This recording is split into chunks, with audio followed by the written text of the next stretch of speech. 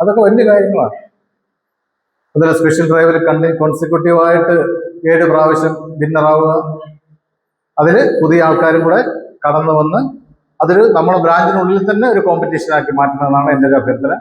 അപ്പോൾ അതെല്ലാം നിങ്ങൾക്ക് സാധിക്കുമെന്നുള്ള കാര്യത്തിൽ യാതൊരു തർക്കവുമില്ല.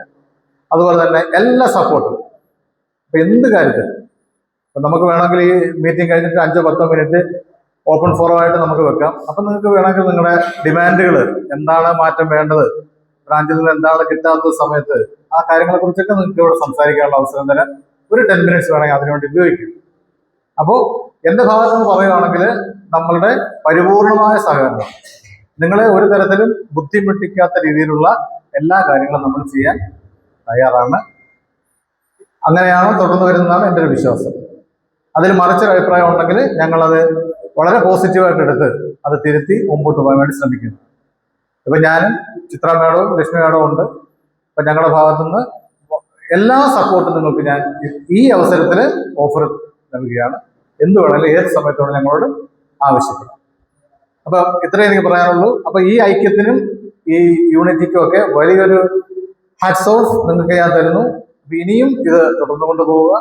അതുപോലെ തന്നെ പ്രീമിയം നമുക്ക് നമ്മളിലേക്ക് എല്ലാം വരും, ഇന്നൊന്നും വന്നില്ല നാളെ വരുമായിരിക്കും എന്നുള്ള ചിന്തയിൽ ഇരിക്കാതെ നമ്മൾ ഇറങ്ങിച്ചെന്ന് പ്രീമിയം ബുക്ക് ചെയ്ത് നമ്മളിലേക്ക് കൊണ്ടുവരുന്ന ഒരു രീതിയിലേക്ക് നിങ്ങൾ വരും.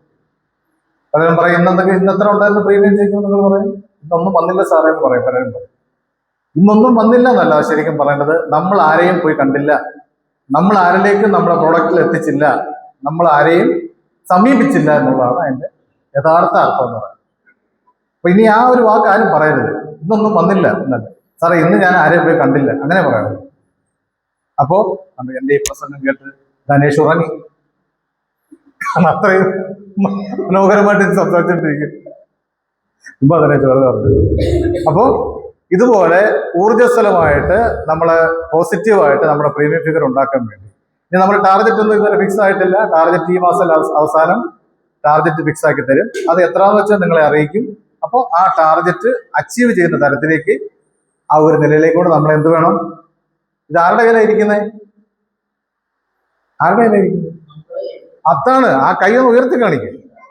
അപ്പോ പരമാവധി ശ്രമിക്കുക. നിങ്ങളെ പ്രീമിയം എത്ര ചെയ്യുന്നുള്ളത് നിങ്ങൾക്കൊരു ബോധം വേണം, ഇനി എത്ര ചെയ്യും എന്നുള്ളൊരു ബോധം വേണം. അപ്പൊ അതിനുവേണ്ടി മാക്സിമം ശ്രമിക്കുക എന്നുള്ള ഒരു അഭ്യർത്ഥന മാത്രം വെച്ചുകൊണ്ട് ഞാൻ നിർത്തുകയാണ്. പിന്നെ ഈ മീറ്റിംഗ് നിങ്ങൾ വന്ന് സഹകരിച്ച എല്ലാവരോടും എനിക്ക് വളരെ കടപ്പാട് നന്ദിയുമുണ്ട്.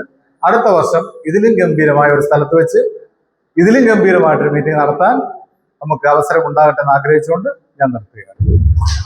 പിന്നെ ഈ